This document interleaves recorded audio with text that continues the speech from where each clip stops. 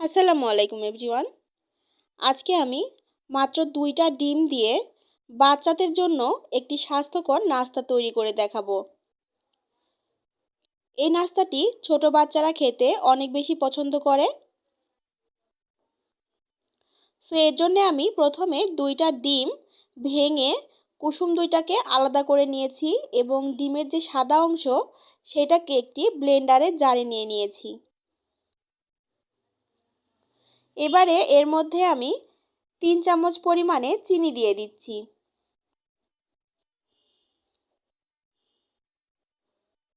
ব্লেন্ডারে নিয়ে ব্লেন্ড করে নেওয়ার একটি কারণ হচ্ছে এই চিনিগুলো খুব ভালোভাবে গলে যাবে। চিনিগুলো গলে গিয়েছে। এবারে আমি এখানে 2টা ডিমের কুসুম ভালো করে ফেটিয়ে নিচ্ছি। দিয়ে দিচ্ছি এর মধ্যে চিমটি পরিমাণে লবণ।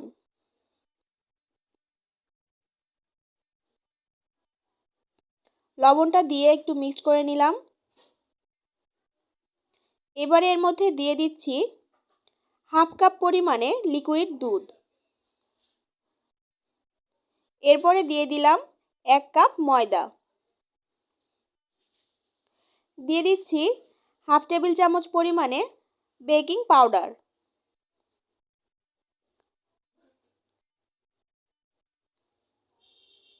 এবারে খুব ভালোভাবে মিক্স করে নিতে হবে। এরপরে আমি এর মধ্যে দিয়ে দিচ্ছি 2 টেবিল চামচ পরিমাণে সয়াবিন তেল।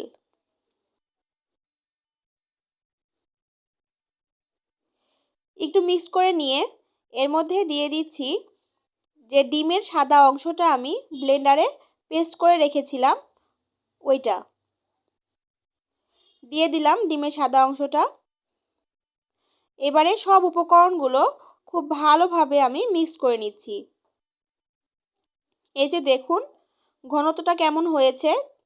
এই ব্যাটারটা ঠিক এইরকম হবে। এবারে চুলায় একটি প্যান বসিয়ে তার মধ্যে অল্প একটু পরিমাণে সয়াবিন তেল দিয়ে দিলাম। দিয়ে এক্সট্রা তেলগুলো আমি টিস্যুর সাহায্যে চারিদিকে ছড়িয়ে দিলাম। এবারে আমি এই ময়দার ব্যাটারটি দিয়ে দিচ্ছি প্যানের উপরে। এবারে ঢাকনা দিয়ে ঢেকে দিচ্ছি 3 মিনিটের জন্য। চুলোর জালটা কিন্তু অবশ্যই লো হিটে রাখতে হবে। 3 মিনিট পর আমি উল্টে দিচ্ছি। এরকমভাবে উল্টে পাল্টে প্রত্যেকটা নাস্তা আমি তৈরি করে নামিয়ে নিচ্ছি। এরকমভাবে নাস্তা তৈরি করে দিলে বাচ্চারা কিন্তু খেতে অনেক বেশি পছন্দ করে। আপনারা অবশ্যই এরকম নাস্তা বাসায় ট্রাই করবেন। আশা করছি আপনাদের বাচ্চারাও খুবই পছন্দ করবে। দেখুন এটা কতটা সফট হয়েছে।